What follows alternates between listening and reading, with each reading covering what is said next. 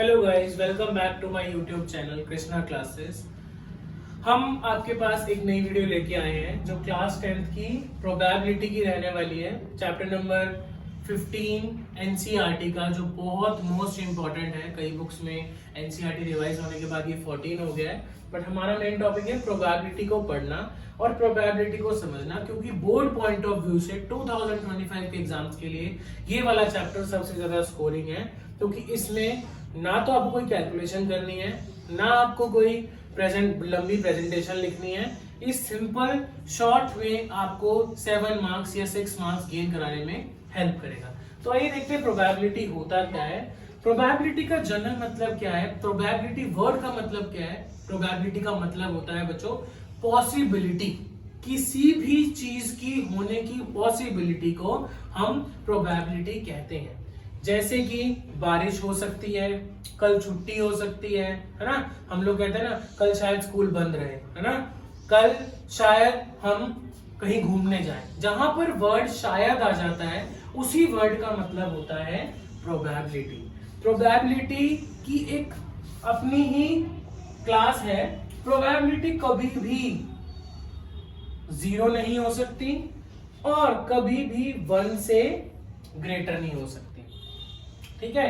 Probability इस 0 से 1 के बीच में लाई करती है ना। प्रोबेबिलिटी डेसिमल्स में मतलब 0.1%, 0.3%, 0.2%, है ना। तो हमेशा प्रोबेबिलिटी 0 से बड़ी होगी और ग्रेटर देन इक्वल टू 1, मतलब 1 से ज्यादा कभी नहीं हो सकती। कोई बोले ना 2, वो रॉन्ग है। तो प्रोबेबिलिटी की रेंज होती है कि वो 0 से लेकर 1 के स्केल के बीच में लाई करती है। किसी भी इवेंट के होने के चांसेस या तो यस होते हैं या नो होते हैं, या वैसे कह सकते हैं 70% कल रेन आ सकती है, 50% चांस है हम कल जाएं कहीं घूमने।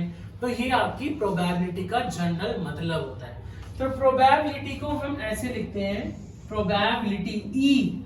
यहां पर जो मैंने ई वर्ड मेंशन किया है, ई स्टैंड्स फॉर एनी इवेंट, है ना। कोई भी इवेंट, एग्जाम होने के चांसेस कितने हैं, बारिश आने के चांसेस कितने हैं। तो E stands for any event, है ना। और इसका फॉर्मूला होता है फेवरेबल आउटकम्स अपॉन टोटल